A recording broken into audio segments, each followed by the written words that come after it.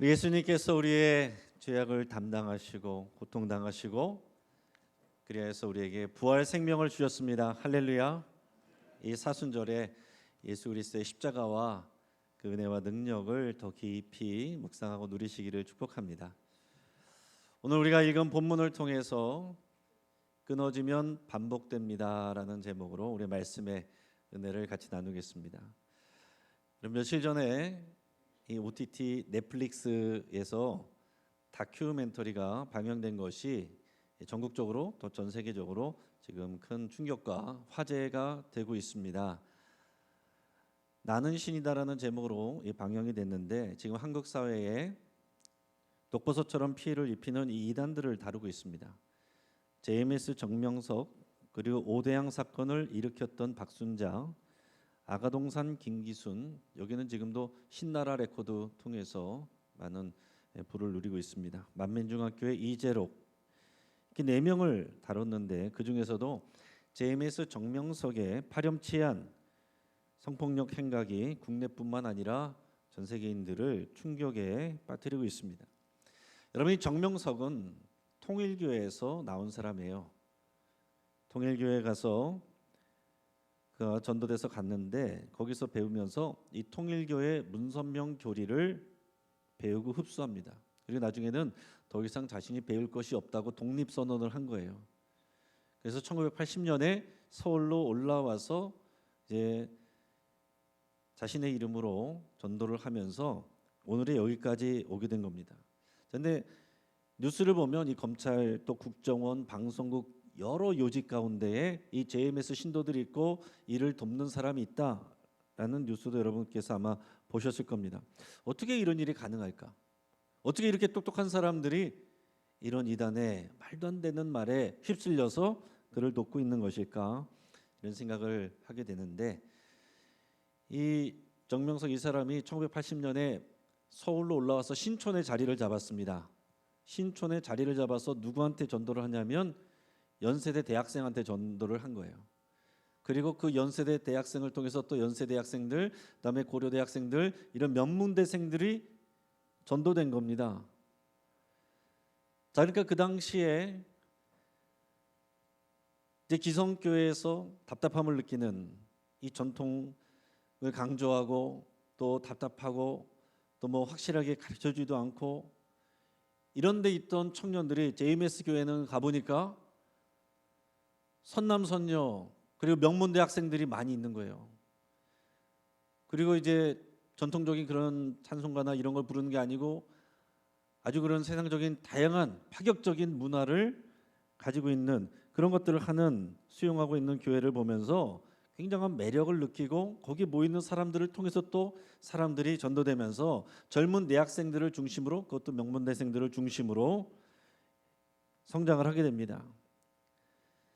공부를 많이 했다고 진짜 똑똑한 게 아니고 사실은 헛똑똑인 거죠. 자, 기존 교회에 책임이 있습니다. 성경에 대해서 정확하게 가르쳐주지 못했고 무조건 믿으라라는 식으로 또 청년들이 있을 공간이 없기 때문에 다 이단들로 빠져나간 거예요.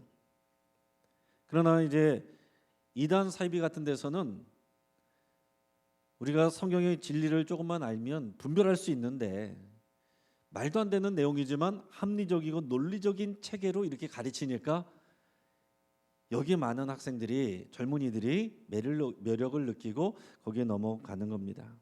자, 오늘날에도 대부분 이단들은 캠퍼스, 대학생들 여기에 타깃을 두고서 총력을 기울이고 있습니다. 그래서 이제 새학기가 되고 신학생들, 우리 자녀들, 손주들 열심히 공부해서 가르쳐서 학교에 보내면 각 학교마다 이단 동아리들이 다 진치고서 기다리고 있어요. 이번에 학원보고마협회에 따르면 금년도에 1학기 때 특별히 주의해야 될 4가지 이단들 이렇게 소개를 하고 있는데 그 중에 첫째가 신천지입니다. 자, 신천지 우리가 많이 알려져 있지만 신입생 포교 활동에 총력을 지금 기울이고 있어요. 그러면서 주로 설문조사를 한다고 이렇게 다가가서 대학생들과 접촉을 하고 관계가 친해지면 성경 공부 또는 큐티 모임 이런 데로 데려가는 겁니다. 이것을 위해서 캠퍼스 주변에 위장 교회들을 세우고 그리고 청년 교도들을 통해서 바람 자비 역할을 하는 거예요. 그리고 최근에 이 대학생들은 인터넷 커뮤니티 이 에브리타임이라는 사이트를 다 이용을 합니다. 근데 그런 학생들이 애용하는 그런데 이런 데서 적극적으로 포기 활동을 하는 거예요. 또 교육연합 동아리, 버킷리스트 동아리, 봉사 동아리 이런 이름으로 접근을 하니까 잘 티가 안 나는 것입니다. 그러면서 자기들 더 나가서 신천지 사절, 이만희 씨를 추종하는 신천지와 관계 없습니다.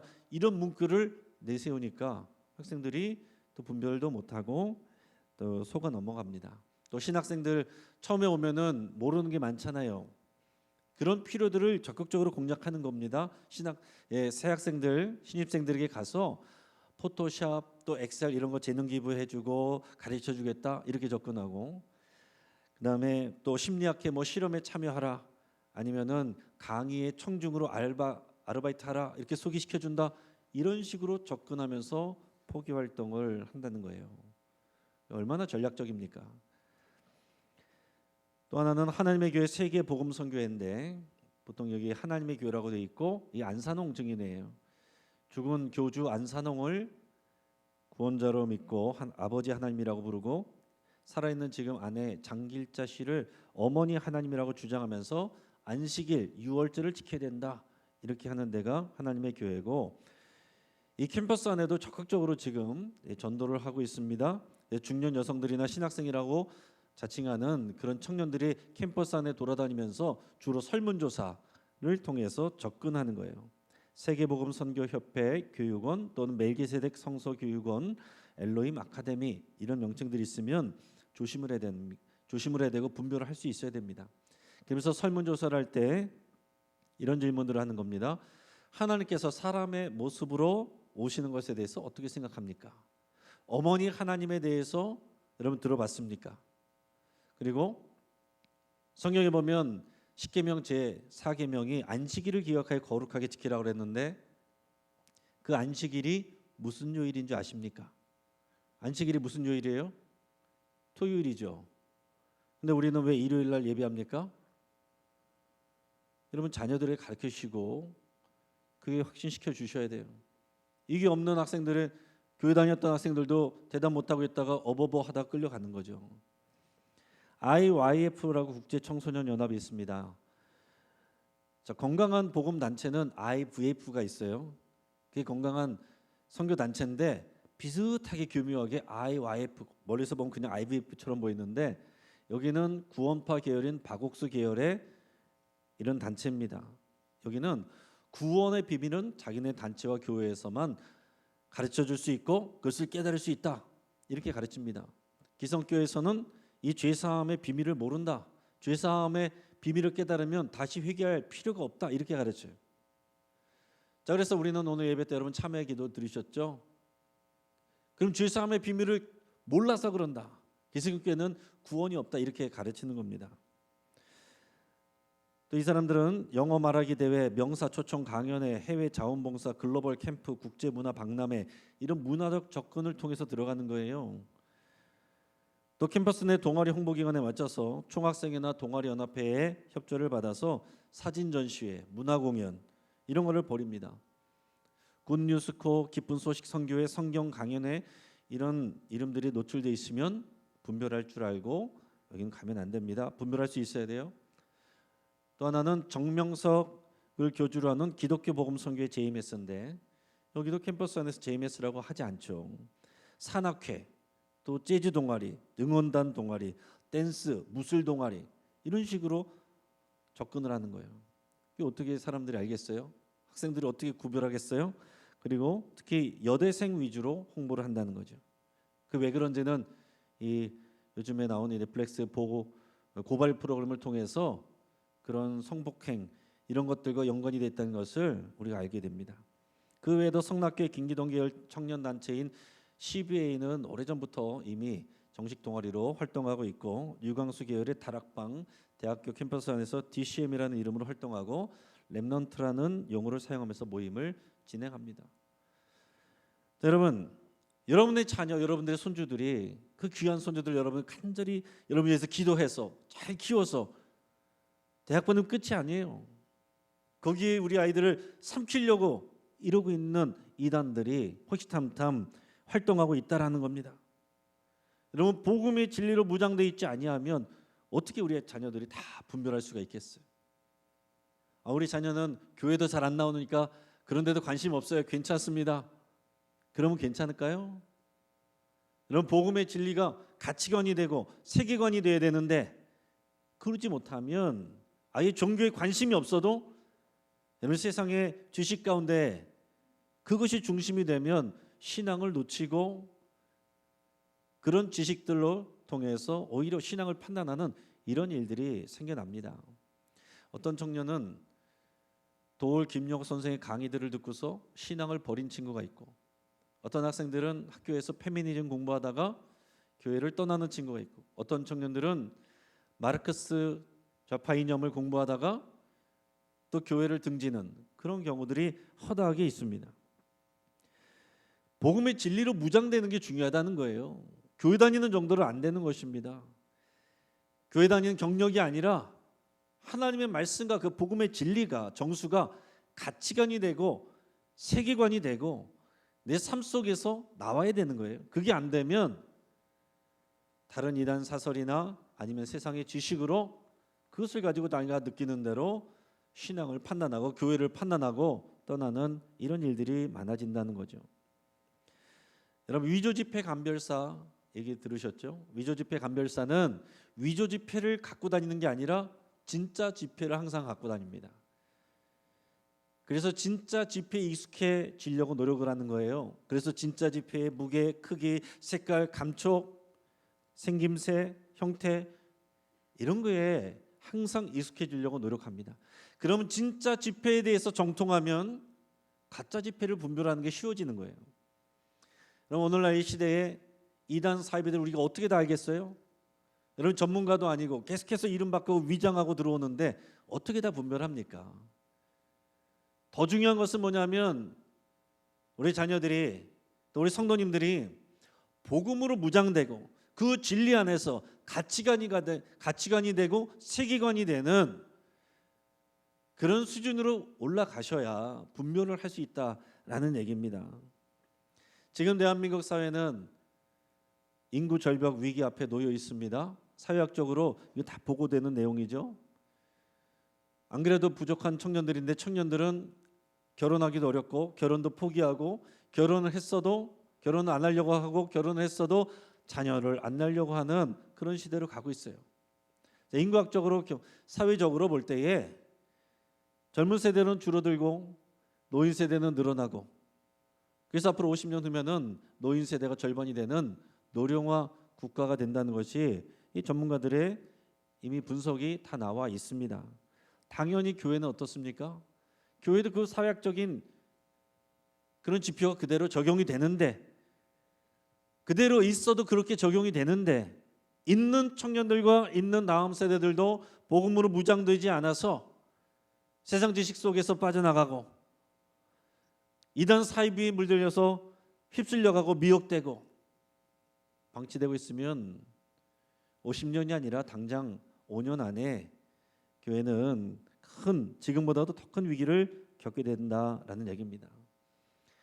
여러분, 사회에서 지금 세상에서 이런 위기의식을 가지고 이런 일들을 보도하는데 교회가 깨어있지 아니하면, 위기의식을 느끼지 아니하면 정말 큰일 나는 겁니다. 우리는 지금 위기의식을 가져야 돼요.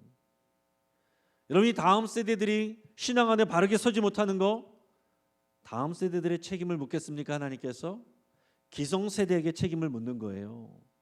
자녀 세대들이 복음에 바로 서지 못하는 책임을 누구에게 묻겠습니까? 하나님께서 부모 세대에게 묻는 거예요. 우리가 지금 열심히 나오고 있다라고 해서 여러분 거기에서 안주하고 계시면 안 됩니다. 나는 신앙생활 잘하고 있고 우리 자녀들은 잘 못 나오지만 그래도 잘 먹고 잘 살고 있으니 그냥 감사하고 있는 정도로 머물러 있으면 안 된다는 얘기예요. 지금 위기의 시대이고 기로에 놓여 있다는 것을 여러분 아셔야 됩니다. 우리 성경의 말씀들 또 역사를 통해서 보면 믿음으로 서 있는 그 세대가 신앙 전수를 제대로 못했을 때에 위기가 오는, 고통을 당하는 세대가 옵니다. 그러다가 깨어있는 리더가 일어나고 그 세대가 회개하고 오면 하나님의 은혜와 은총을 받는 세대가 또 일어나요. 그러나 또 전수하지 못하면 또 그런 세대가, 고통의 시대가 다시 반복되는 것을 우리가 보게 됩니다. 그래서 오늘 설교 제목이 뭐죠? 끊어지면 반복됩니다. 구체적으로 설명을 붙이면 올바른 신앙 전수가 끊어지면 고통의 시대가 반복됩니다.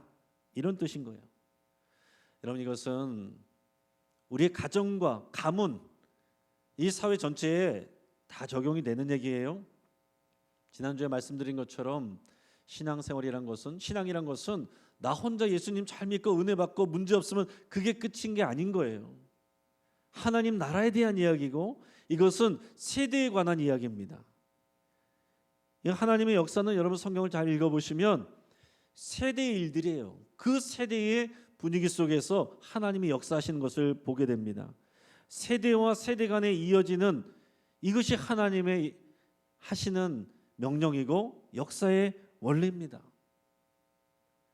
그래서 구약시대는 자녀에게 신앙을 전수하라고 그랬고, 신약시대 예수님은 모든 나라와 민족에게 신앙을 전수하라고 말씀하신 겁니다.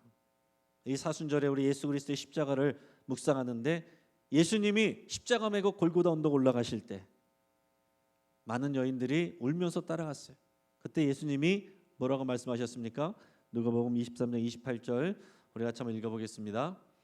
예수께서 돌이켜 그들을 향하여 이르시되 예루살렘의 딸들아 나를 위하여 울지 말고 너희와 너희 자녀를 위하여 울라. 아멘. 지금 예수님은 십자가에서 죽으시지만 예수님은 하나님의 사명을 감당하는 일이니까 문제될 게 없어요. 문제는 이제 곧 닥쳐올 환난과 핍박 속에서 그 세대와 그 자녀들이 신앙을 지키느냐 못 지키느냐. AD 70년에 로마에 의해서 성전 다 멸망하고 위기와 고통이 오는데 믿음으로 준비되겠느냐, 그것을 위해서 너희가 울라라고 예수님 말씀하신 겁니다. 지금이 위기 시대예요. 여러분, 우리 자녀들이 믿음으로 올바르게 서고 있다면 여러분 감사하시고, 그러지 못하고 있다면 여러분 우시기 바랍니다. 울며 기도하셔야 돼요. 오늘 이 사순절이 우리 개인의 신앙을 넘어서 우리가 믿음의 세대가 되어야 되고 다음 세대에게 여러분 신앙을 전수해야 되는 그 사명이 우리에게 있어요. 그 세대의 문제를 가지고, 위기의식을 가지고 오늘 본문 말씀을 다시 한번 잘 보시면서 오늘 본문 안에 어떤 세대들이 언급되고 있는지를 여러분 잘 보시기 바랍니다. 오늘 본문 사사기 2장 6절에서 10절 말씀을 같이 읽겠습니다. 전에 여호수아가 백성을 보내매 이스라엘 자손이 각기 그들의 기업으로 가서 땅을 차지하였고, 백성이 여호수아가 사는 날 동안과 여호수아 뒤에 생존한 장로들 곧 여호와께서 이스라엘 위하여 행하신 모든 큰 일을 본 자들이 사는 날 동안에 여호와를 섬겼더라. 여호와의 눈의 아들 여호수아가 110세의 죽음에 무리가 그의 기업의 경내 에브라임 산지 가스산 북쪽 딥나테레스의 장사였고, 그 세대의 사람도 다 그 조상들에게로 돌아갔고, 그 후에 일어난 다른 세대는 여호와를 알지 못하며 여호와께서 이스라엘 위하여 행하신 일도 알지 못하였더라. 아멘. 자, 오늘 우리가 읽은 본문 말씀에서 처음에 누가 나옵니까? 여호수아가 나오죠. 자, 문제 드립니다. 여호수아는 출애굽 1세대예요? 2세대예요? 네, 2세대입니다. 모세와 출애굽했던 부모 세대가 1세대고 약속의 땅으로 들어간 사람들은 여호수아와 그 자녀 세대 출애굽 2세대란 말이에요. 출애굽 1세대가 하나님의 기적을 다 봤습니다. 경험했습니다. 10가지 재앙을 하나님께서 애굽에 내리는 걸 다 목도했어요. 홍해를 가르치고 건너가게 하시고 애굽 군대를 홍해물에 수장시키는 것도 다 봤습니다. 40년 동안 매일같이 하늘에서 만나가 내리는 것을 경험한 사람들이에요. 근데 이 부모 세대는 신앙에 성숙하지가 못했습니다. 경험은 했는데 기적도 보았는데 그게 내 가치관과 세계관이 되지 않은 거예요. 그러니까 어려움이 올 때마다 불평하고 원망하고 하나님을 불신했어요.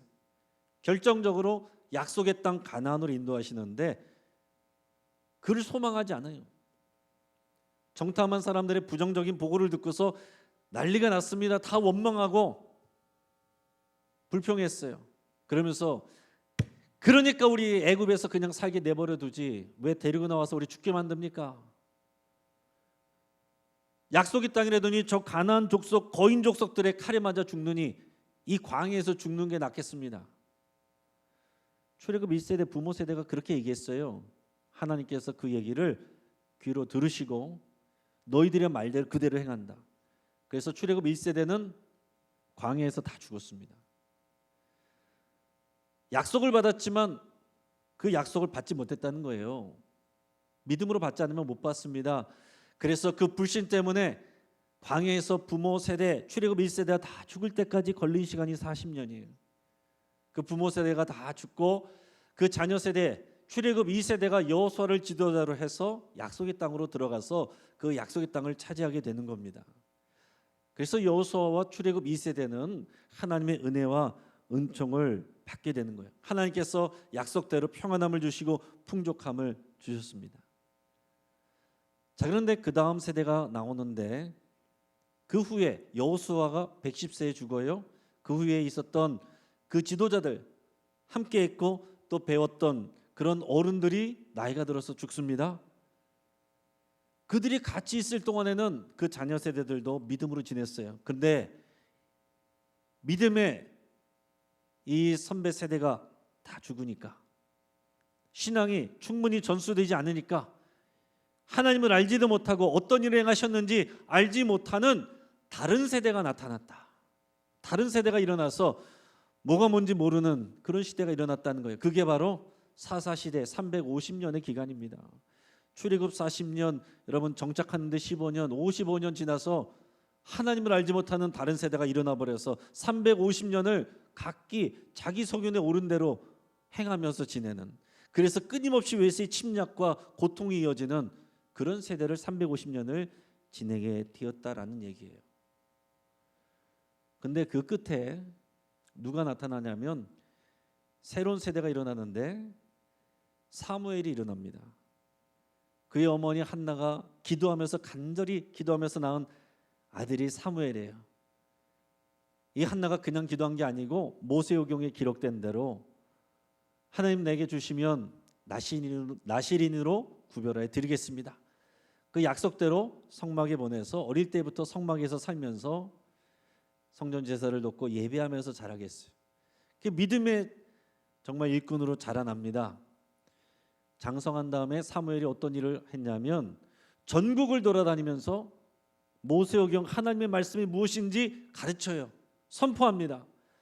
우리가 350년 동안 왜 이런 고생하가 고난이 끊어지지 않느냐? 하나님의 말씀의 법을 떠났기 때문에, 그 언약대로 살지 않았기 때문에 이런 일이 일어난 것이라고 가르쳤어요. 그래서 미스바라는 곳에서 지역에서 백성들이 다 모여가지고 회개합니다. 그 세대가 회개해요. 그래서 그 세대를 우리가 미스바 세대라고 말할 수가 있는 겁니다. 이걸 제가 표로 정리해서 보여드리면 출애굽 1세대 불순종했어요. 광야에서 40년 만에 죽었습니다. 출애굽 2세대 여호수아를 중심으로 해서 말씀대로 살 때에 하나님께서 은혜와 복을 주셨어요. 근데 여호수아와 그 지도자들이 죽고 나서 다른 세대가 일어났을 때 사사시대 350년 동안 불순종하며 끊임없는 고통을 받습니다. 그 끝에 사무엘이 일어나서 회개와 순종을 통해 미스바 세대에 하나님께서 은혜와 풍족함을 주시는 세대가 일어났다는 거예요. 나 혼자 신앙생활 열심히 한 것 같고 되는 게 아니에요.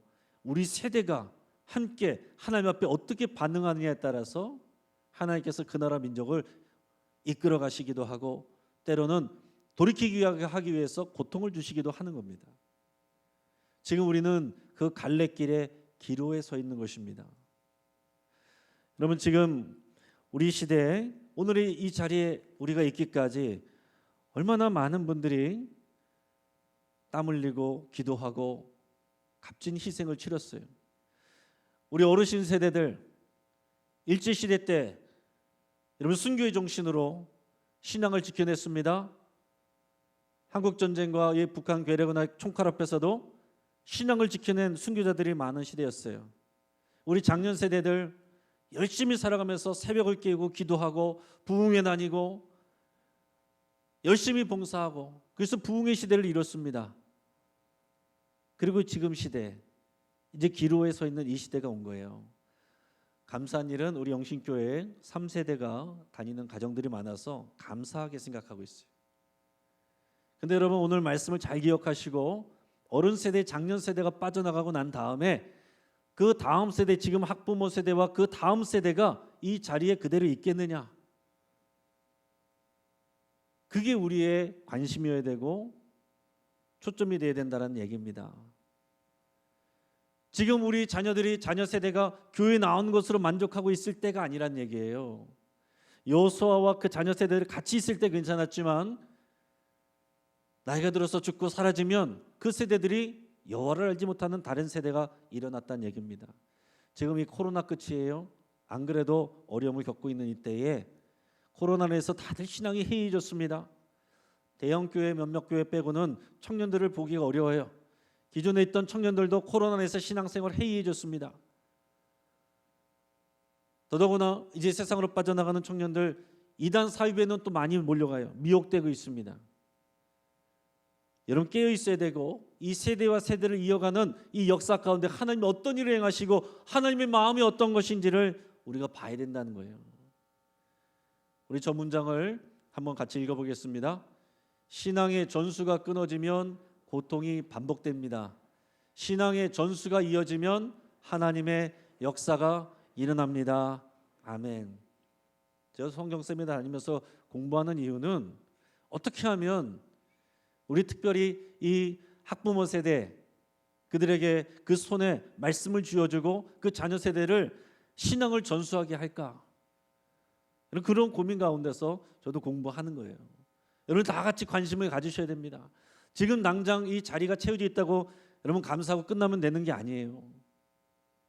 이 자리를 그 다음 세대, 학부모 세대가 그 다음 세대에게 신앙을 전수해서 여기를 채우고 넘쳐나서 이 나라와 민족과 세계 열방을 변화시키는 사무엘과 같은 미스바 세대로 일어나는 것, 이게 우리의 꿈이어야 됩니다. 여러분, 이 사순절 기간에 이런 꿈과 비전을 가지시고 함께 나아가시길 주의 이름으로 축복합니다. 같이 한번 기도.